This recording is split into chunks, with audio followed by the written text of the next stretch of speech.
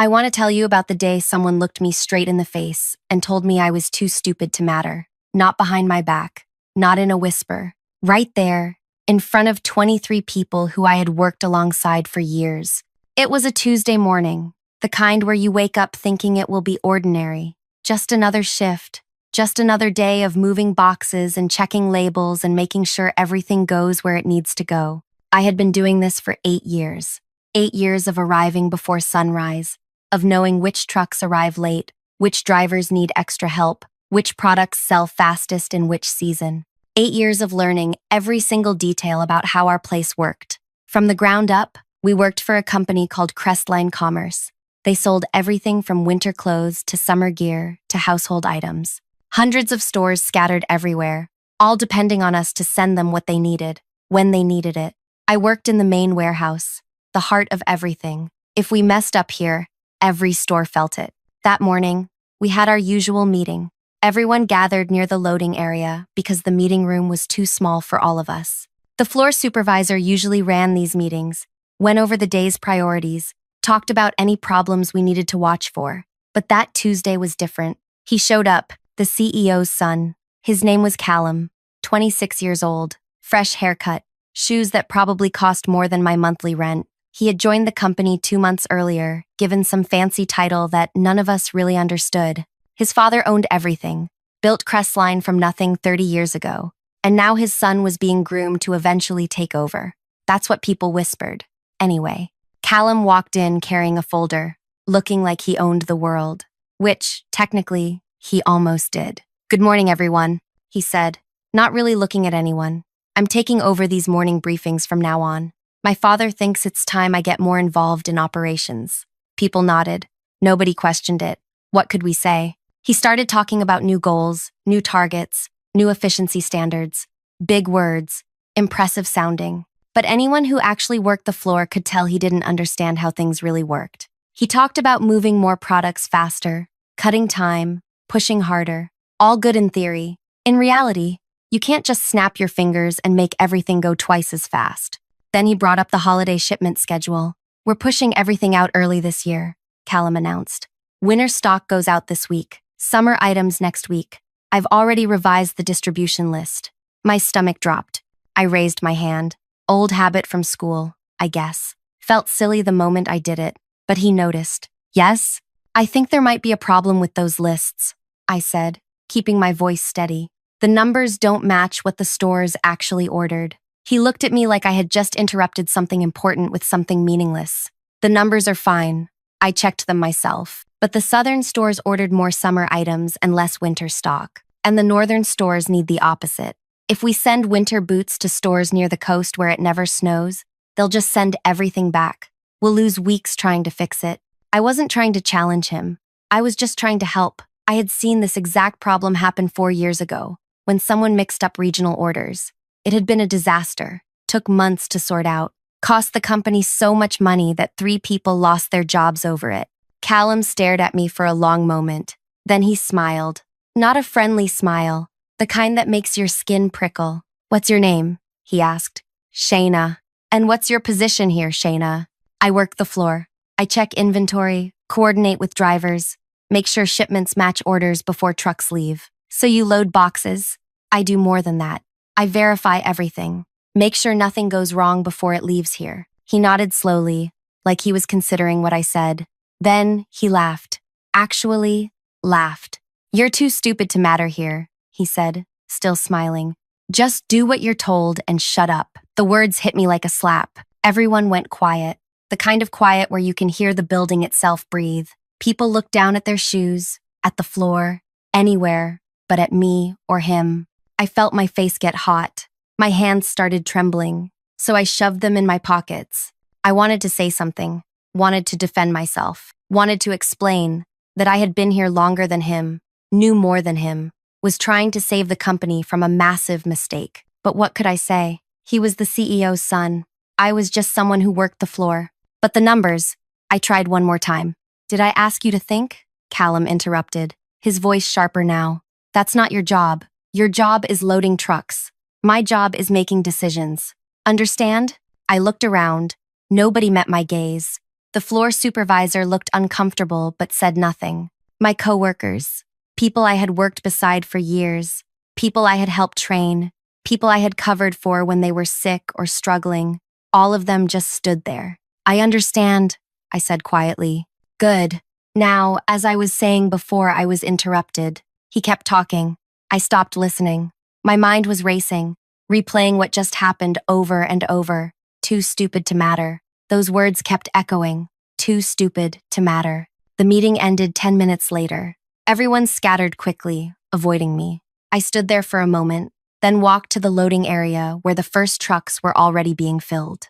Before I continue further, I want to thank you for listening to this. I know it's not easy to hear about moments like this, when someone treats another person like they're worthless. But I need you to hear it, need you to understand what happened next.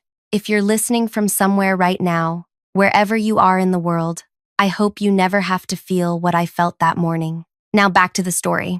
I worked my shift in a fog, moving boxes, checking labels, watching as the trucks got loaded with the wrong products, going to the wrong places. I could see the mistake happening in real time. Winter coats heading south, beach supplies heading north, everything backwards. Part of me wanted to say something again, wanted to grab someone, anyone, and make them see what I was seeing. But Callum's words kept playing in my head, too stupid to matter. So I stayed quiet. I did exactly what I was told. I loaded the trucks. That evening, after my shift ended, I sat in my car for 20 minutes before driving home. My hands were still shaking.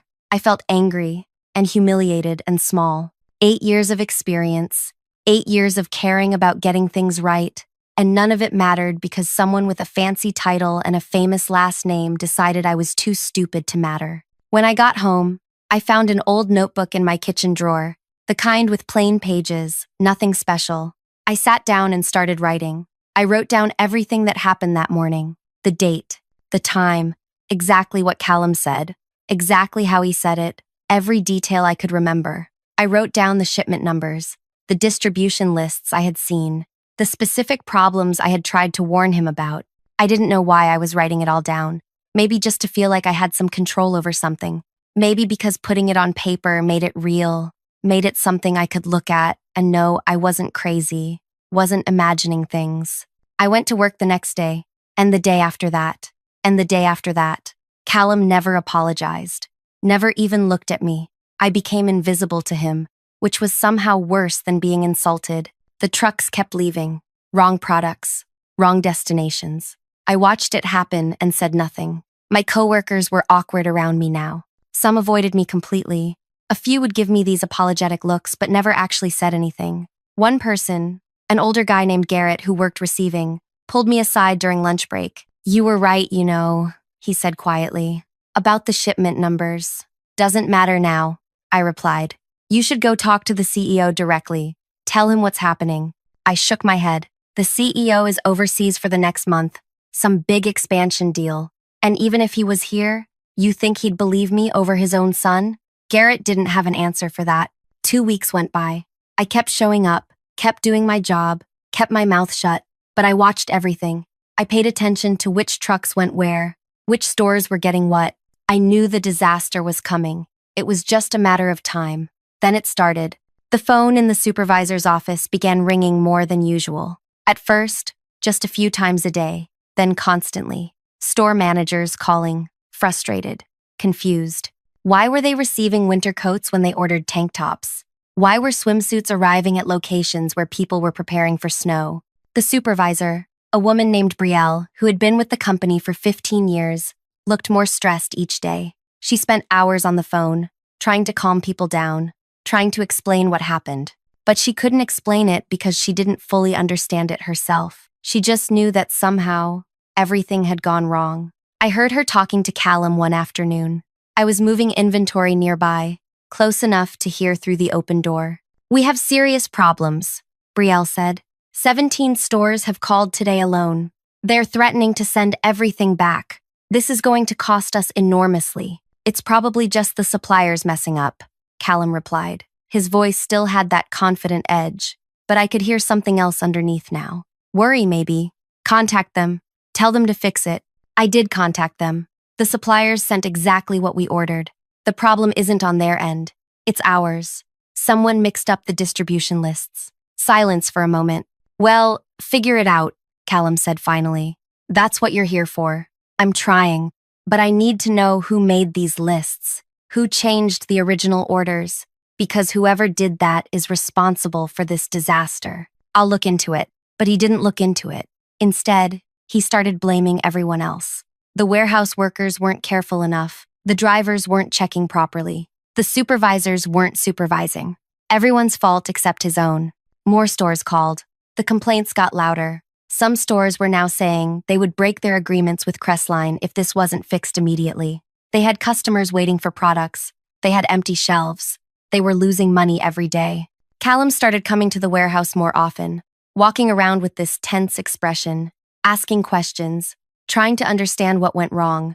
But he didn't ask me, never even glanced in my direction.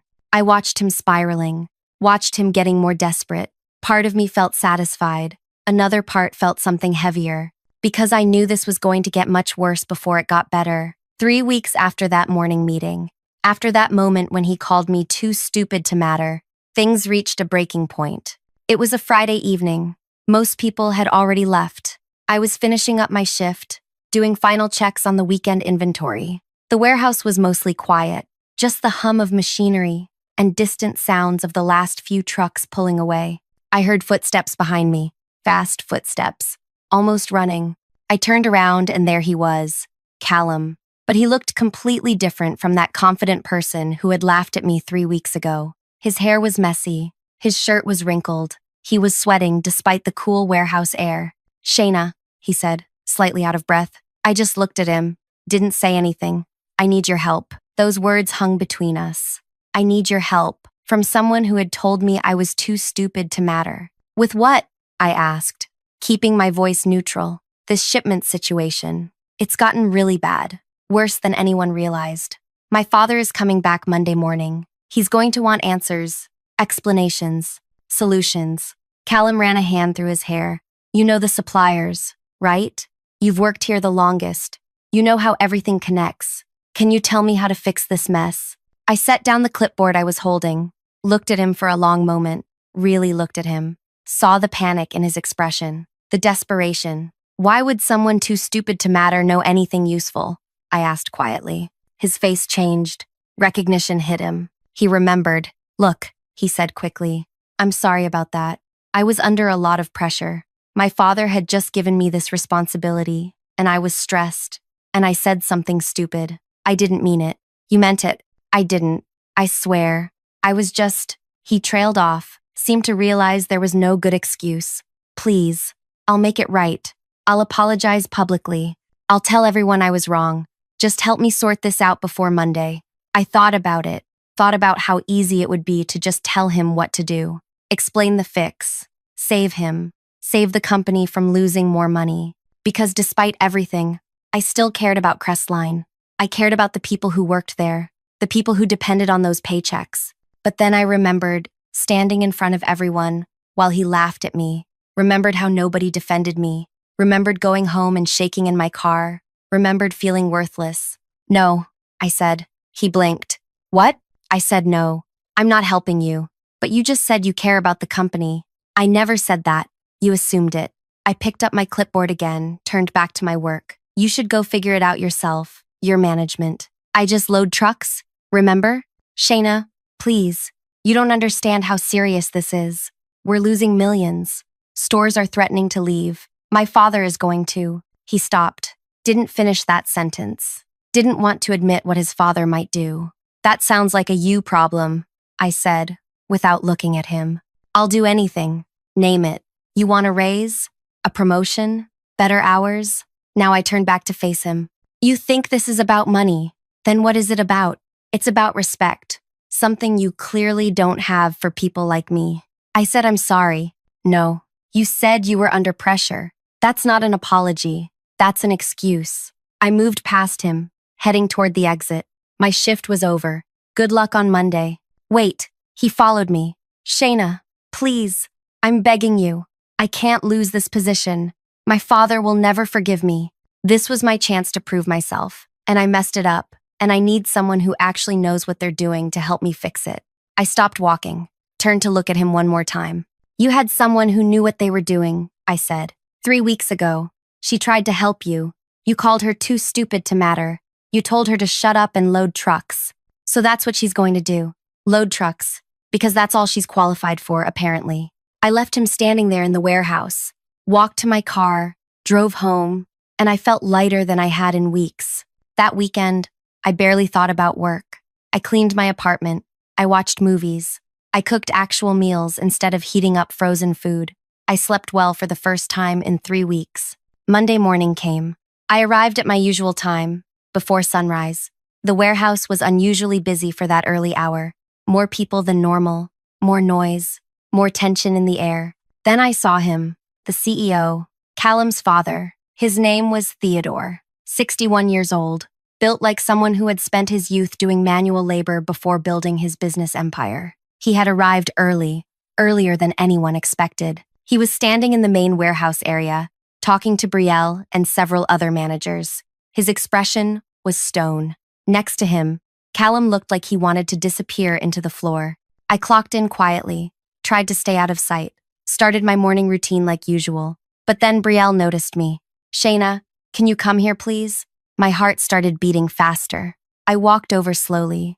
Theodore looked at me. His gaze was sharp, assessing. You're Shayna? Yes, sir. I'm told you tried to warn my son about a shipment problem 3 weeks ago. Is that correct? I glanced at Callum. He wouldn't meet my gaze. Yes, sir. Tell me exactly what happened. So I did. I told him about the morning meeting, about noticing the distribution lists were wrong, about trying to explain the problem. I kept my voice calm, factual. I didn't mention the insult, didn't mention how Callum had humiliated me, just stuck to the facts about the shipment issue. When I finished, Theodore was quiet for a moment. Then he turned to his son. Is this true? Callum nodded miserably. And did you check her concerns? Verify whether she was right? I thought. I assumed the lists were correct. I had spent hours on them, and I didn't think. You didn't think someone who had been here for 8 years might know something you didn't? Callum said nothing. Theodore looked back at me. Why didn't you push harder? Come directly to me? You were overseas, sir. And I hesitated. And what? And your son made it very clear that my opinion didn't matter, that I should just do my job and stay quiet. Did he? It wasn't a question. Theodore's jaw tightened. What else did he say? I looked at Callum again. He was staring at the ground. For a moment, I almost felt sorry for him. Almost. He said I was too stupid to matter here. He told me to shut up and load trucks. The warehouse had gone completely quiet. Everyone nearby was listening now, pretending to work, but clearly paying attention. Theodore's expression didn't change, but something shifted in his bearing. He turned to his son with a look I wouldn't want directed at me. Outside. My office. Now. They left together. Callum looked back once as they walked away, and I saw genuine fear in his expression. The rest of us stood there in awkward silence for a moment. Then Brielle cleared her throat. Everyone back to work, she said quietly. I went to my station, tried to focus on inventory, but my hands were shaking again, though for different reasons this time. An hour later, Brielle came to find me. Theodore wants to speak with you, she said. In the upstairs office. I followed her up, my mind racing. Was I in trouble? Was I about to get blamed for not trying harder to stop this disaster? The office was spacious, but not flashy. Theodore sat behind a large wooden surface, looking tired. Callum stood to the side, and he looked worse than tired. He looked broken. Sit, Theodore said to me, gesturing to a seat. I sat. I've spent the last hour going through everything, Theodore said. The shipment lists, the orders, the complaints, the financial damage. And I've spoken with my son about what happened 3 weeks ago. I waited. You were right. About all of it. The distribution was completely backwards. If we had listened to you, we could have avoided millions in losses and saved our relationships with dozens of stores. Yes, sir. My son has explained to me exactly what he said to you, how he treated you, what he called you. Theodore leaned back. That is unacceptable. Completely unacceptable. I don't care whose son he is. Nobody in this company talks to another person that way. Callum shifted uncomfortably but stayed silent. I built Crestline from nothing, Theodore continued. Started in a warehouse smaller than this one, doing exactly what you do. loading, checking, learning every single piece of how this business works. I thought I had taught my son that same respect for everyone who works here. Clearly, I failed. Father, Callum started. I'm not talking to you right now. Theodore's voice was sharp. He looked back at me. Shayna, I'm offering you my sincere apology for what happened, and I'm offering you a choice. I wasn't expecting that. A choice? My son needs to learn this business properly. From the ground up, the way I did, the way you did. He needs to understand that the people working the floor aren't just bodies moving boxes. They're the ones who actually know how things work. Theodore paused. I'm removing him from his current position. He's going to spend the next 6 months working in the warehouse, learning the job he dismissed as unimportant. Callum's head snapped up, shock written all over his face. But he didn't argue, didn't protest, just stood there, absorbing the news. And, Theodore continued, he's going to report directly to you. Now it was my turn to look shocked. Sir, you know this warehouse better than anyone. You spot problems before they become disasters. You care about getting things right. Those are exactly the qualities we need in leadership. Theodore folded his hands. I'm promoting you to floor operations lead. You'll oversee the daily warehouse operations, train new workers, and supervise anyone who needs to learn how things actually work, including my son. I couldn't speak for a moment. My mind was spinning. The choice I'm offering you, Theodore said, is whether you want this position, whether you want to stay with a company that allowed you to be treated so poorly. I wouldn't blame you if you said no, if you wanted to walk away and never look back. I thought about it, really thought about it. Part of me wanted to leave, wanted to tell Theodore that some damage can't be fixed with a promotion. But another part of me remembered why I had stayed all these years. Because I was good at this. Because I cared about doing things right. Because this job, despite everything, mattered to me. I'll stay, I said. I'll take the position. Theodore nodded, something like approval in his expression. Good. You start immediately. Your first responsibility is teaching my son everything you know. And Callum? He turned to his son. You will do exactly what she tells you. You will ask questions when you don't understand. You will treat her and everyone else in this warehouse with respect. If I hear one complaint, one word that you've stepped out of line, you're finished here. Understood? Yes, sir, Callum said quietly. Dismissed. Both of you. We left the office together, walking down the stairs in silence. When we reached the warehouse floor, Callum stopped. Shayna, Save it, I interrupted. Your father already apologized. You're here to work now. That's all that matters. He nodded slowly. Where do I start? I looked at him for a moment. This person, who had laughed at me, who had made me feel worthless, was now asking me what to do. Go find Brielle. Tell her you need warehouse work clothes, steel-toed boots, gloves. Once you're changed, meet me at the receiving area. Okay. He walked away, and I stood there processing everything that had just happened. In less than 2 hours, my entire situation had flipped. I was now in charge. Callum was now under me. The other workers had noticed something was different. They whispered to each other, shooting glances my way. Brielle approached me. So it's true? She asked. You're the new lead? Apparently. About time, she said. You should have been promoted years ago. Everyone knows you basically run this place already. She paused. And Callum? Learning from the bottom. Brielle smiled slightly. That's going to be interesting. Interesting was one word for it. Callum showed up 20 minutes later wearing basic work clothes that looked brand new.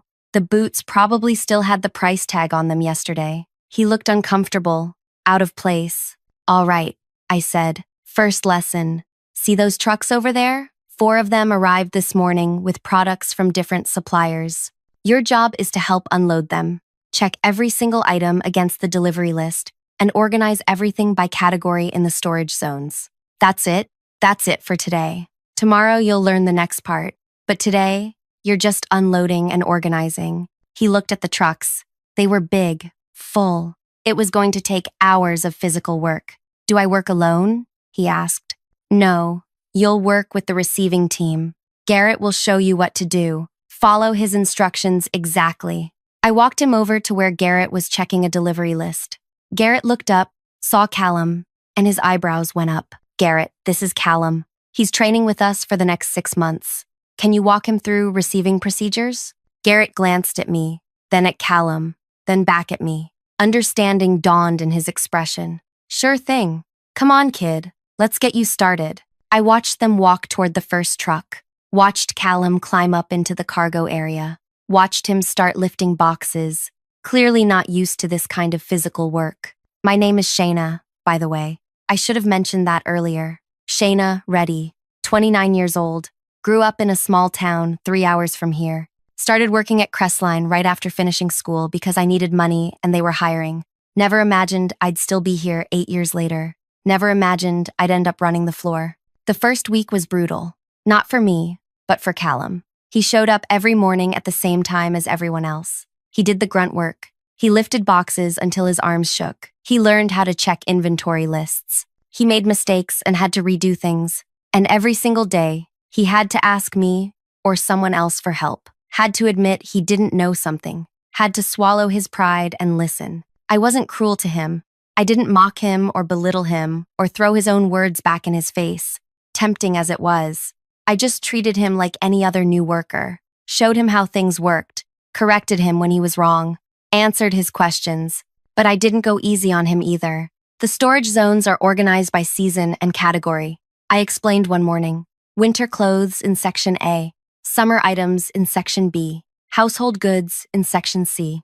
Everything has a specific place. You put something in the wrong spot, we waste time searching for it later. Callum was sweating, even though the warehouse was cool. He had been moving boxes for 3 hours straight. How do you remember where everything goes? You learn, you pay attention, you care enough to get it right. I handed him another box. This one goes in Section B, slot 17. He carried it over, found the right spot, set it down carefully. The other workers watched this dynamic with barely concealed amusement. Some were more open about enjoying it. During lunch breaks, I'd hear comments. Never thought I'd see the day. He's actually doing the work. Think he'll last the full 6 months? I wondered that too. But as the days turned into weeks, something unexpected started happening. Callum stopped complaining, stopped looking miserable. He just worked, asked questions, learned. Sometimes I'd catch him studying the inventory sheets during breaks, trying to memorize product codes. One afternoon, about a month into his training, we had an urgent situation. A truck needed to be loaded and sent out within 2 hours because a store had run completely out of their best-selling items. Everyone was scrambling. Shayna, Brielle called out. We need someone who can pull these items fast. The list is long and complicated. I was already handling another problem. A supplier delivery that came with damaged goods. I can do it, Callum said. Everyone turned to look at him. You sure? Brielle asked skeptically. This list has 40 different items from 5 different sections. Everything needs to be exact. I can do it, he repeated, taking the list from her. I've been studying the layouts. I nodded. Go. But double-check everything before it goes on the truck. He moved fast, pulling items with surprising accuracy. I watched him work while dealing with my own situation. He made one mistake, grabbed the wrong size of something, but caught it himself and corrected it before loading. The truck left on time. Crisis averted. He's getting better, Garrett commented later. Still has a lot to learn, but he's actually trying. Yeah, I said, but I didn't let that soften me. Because getting better at the job was one thing. Understanding what he had done to me, really understanding it, was something else entirely. 2 months in, during a particularly busy Friday afternoon, one of the younger workers made a mistake, a big one. He loaded an entire truck with the wrong products. By the time anyone noticed, the truck was already on the highway, an hour away. The kid was panicking. I'm so sorry. I wasn't paying attention. I mixed up the order numbers. Brielle was furious. Do you have any idea how much this is going to cost to fix? We have to call that truck back, unload everything, reload it correctly, and now it's going to arrive a day late. The kid looked like he might cry. He was 19, only been working here for 2 months. I'll fix it. I'll stay late. I'll do whatever. You should be fired, Brielle snapped. Wait, Callum spoke up. Everyone looked at him. He had been organizing nearby, had heard the whole thing. It's an honest mistake. He's still learning. Let him fix it. I'll help him reload the truck properly when it gets back. Brielle's expression was doubtful. This is serious. I know, But firing someone over one mistake when they're still new? That doesn't seem right. Callum looked at the kid. You'll learn from this. You'll be more careful, right? The kid nodded frantically. I swear, I'll triple check everything from now on. Brielle looked at me. Your call. You're the lead. You're the lead. I thought about it. Thought about second chances. About mistakes. About being treated like you matter. He stays, I said. But you're both reloading that truck correctly when it returns. And you, I pointed at the kid, are going to spend tomorrow morning with me, learning proper order verification procedures. Thank you, the kid said, relief flooding his face. After he walked away, Callum approached me. Can I talk to you for a minute? Privately? We stepped outside to the loading area where it was quieter. What? I asked. I just wanted to say, I get it now. What you tried to tell me that morning. Why it mattered. He looked uncomfortable, but pressed on. These past 2 months, I've worked alongside everyone here. I've seen how hard they work, how much they know, how much they care about getting things right. And I was so arrogant, thinking I could just show up and tell people what to do without understanding anything. I didn't respond, just waited. When that kid made a mistake just now, my first instinct 2 months ago would have been to blame him, to get him out of the way. But now I understand that everyone makes mistakes. What matters is whether you learn from them, whether you treat people like human beings who deserve respect and second chances. He paused, looking directly at me. What I said to you was unforgivable, and I know apologizing doesn't erase it. Nothing can erase it. But I want you to know that I genuinely understand now why it was so wrong. Not just wrong because my father punished me for it, but wrong because you deserved better. Everyone here deserves better. I studied his face. He meant it. I could tell. Okay, I said simply. Okay? You're learning. That's what this is for. Keep learning. I walked back inside, leaving him to think about what he had just said. 3 months passed, then 4. The holiday season approached again, exactly 1 year after the disaster. But this time, we were prepared. This time, Callum knew better than to ignore the people who actually understood how everything worked. He had changed, really changed. Not just in the way he worked, but in the way he talked to people. He asked questions with genuine curiosity. He listened when people explained things. When someone made a suggestion, he considered it instead of dismissing it. Shayna, he said one morning, looking over the new holiday distribution lists. These numbers for the coastal stores seem high for winter items. Should we adjust them? I checked his work. He was right. Good catch. Send it back for revision. He smiled slightly. Not a proud smile, just a satisfied one. The smile of someone who was getting better at something difficult. The holiday shipments went perfectly. Every store got exactly what they ordered. No complaints, no returns, no disasters. Theodore came to the warehouse to personally thank everyone for a successful season. This is what I built this company on, he told the whole team during a morning meeting. People who care, people who work hard, people who respect each other and the work they do.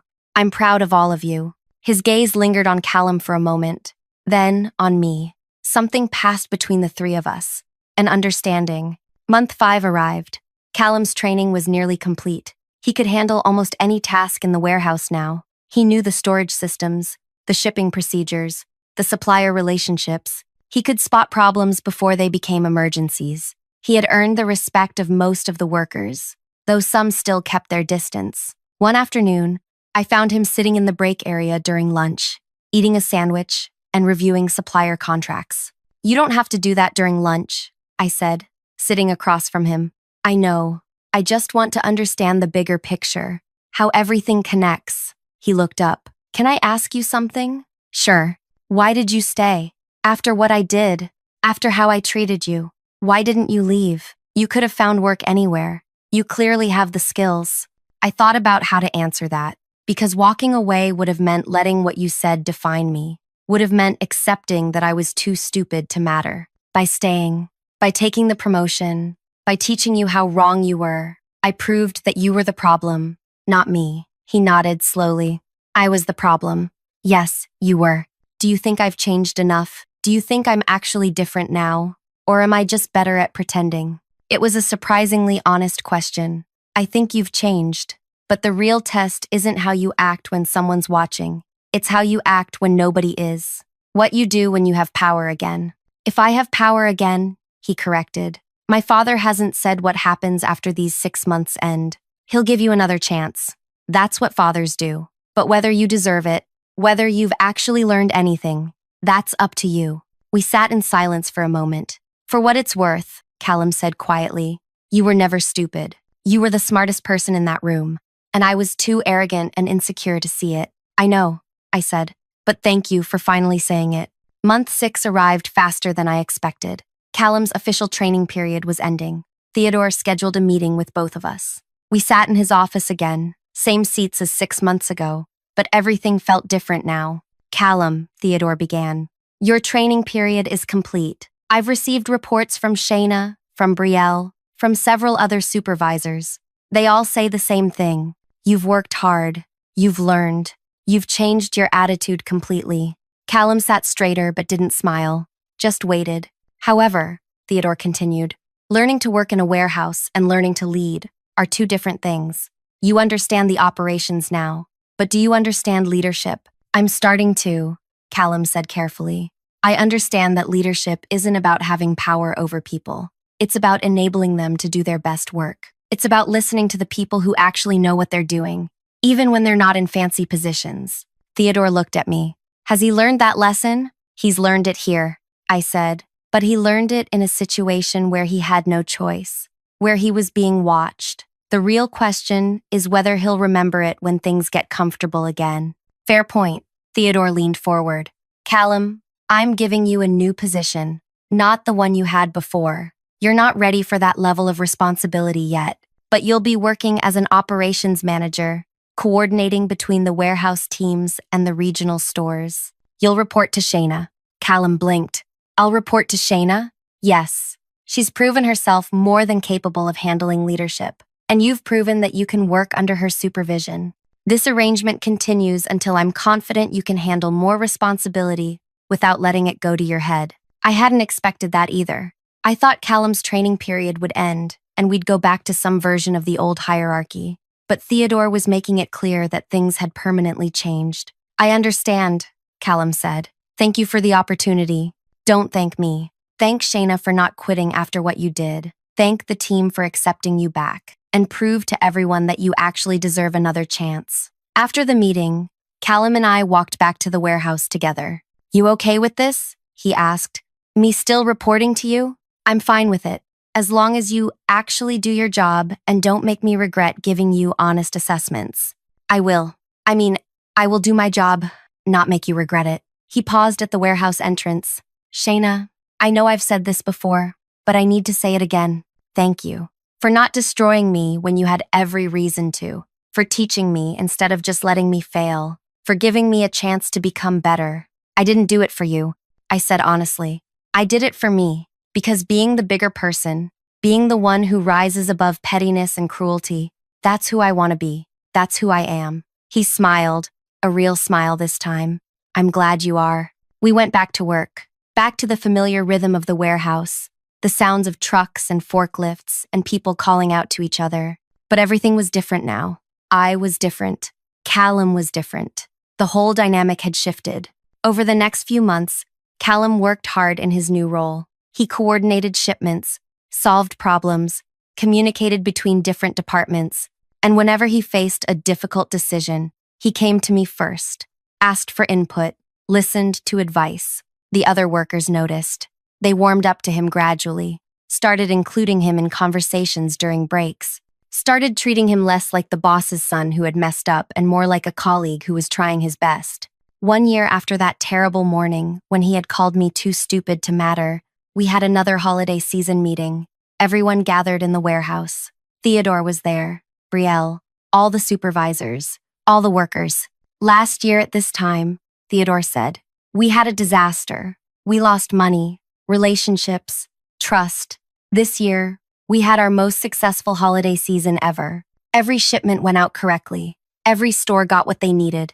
And we did it because everyone here worked together, respected each other, and listened when people spoke up about potential problems. He looked at Callum. My son learned a hard but necessary lesson. He learned that respect isn't given based on your title or your last name. It's earned through how you treat people, how you work, how you lead. Then Theodore looked at me, and Shayna learned something too. She learned that standing up for yourself, even when it's difficult, even when it seems like nobody will support you, is always worth it. She proved that knowledge and experience matter more than arrogance and assumptions. Everyone clapped. It felt genuine, not just obligatory.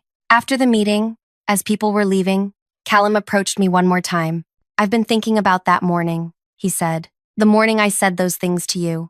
I've been thinking about what I could have done differently. And I should have listened, should have asked you to explain more, instead of cutting you off, should have valued your experience, should have treated you like the expert you are." He paused. "But I also want you to know something.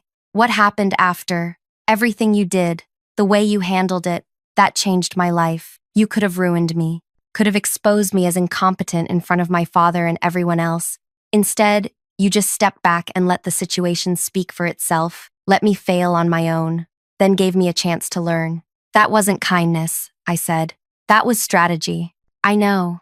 That's what makes it brilliant." He smiled slightly. "You got your revenge by becoming successful, by proving your worth, by making me work under you and learn from you every single day.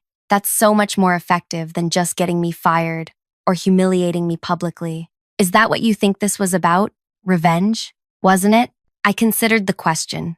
Maybe at first, but it became about something bigger, about changing how things work, about making sure people like me don't get dismissed and insulted just because someone higher up doesn't want to listen. "You succeeded at that. We'll see. Real change takes time." He nodded. "Well, for whatever it's worth, I'm different now because of you, and I'll spend the rest of my career making sure I never treat anyone the way I treated you." "Good," I said. "That's all I wanted." He walked away, and I stood there in the warehouse I had worked in for 9 years now, the place that had seen me at my lowest, heard me get insulted, watched me get humiliated, the same place that had now seen me rise, take charge, become someone who mattered. Too stupid to matter, that's what he had called me. But here I was, running operations, training the owner's son, proving every single day that intelligence isn't measured by your position or your title or your confidence. It's measured by what you know, how you use that knowledge, and whether you have the courage to speak up even when nobody wants to listen. I looked around at the warehouse, at all the workers doing their jobs, at the organized chaos of products moving in and out, at the system that worked because people cared enough to make it work. This was mine now, not legally, not officially, but in every way that mattered, and nobody could ever take that away from me. Thank you for listening to this story. If you found it meaningful, if it made you think about how we treat each other, how we value people regardless of their position, I'd appreciate if you could like this video and leave a comment sharing your thoughts. Maybe you've experienced something similar. Maybe you've been the person who dismissed someone and learned better. Either way, your story matters too. And if you want to hear more stories like this, real human experiences that teach us something about ourselves and each other, please subscribe. There are so many more stories to tell.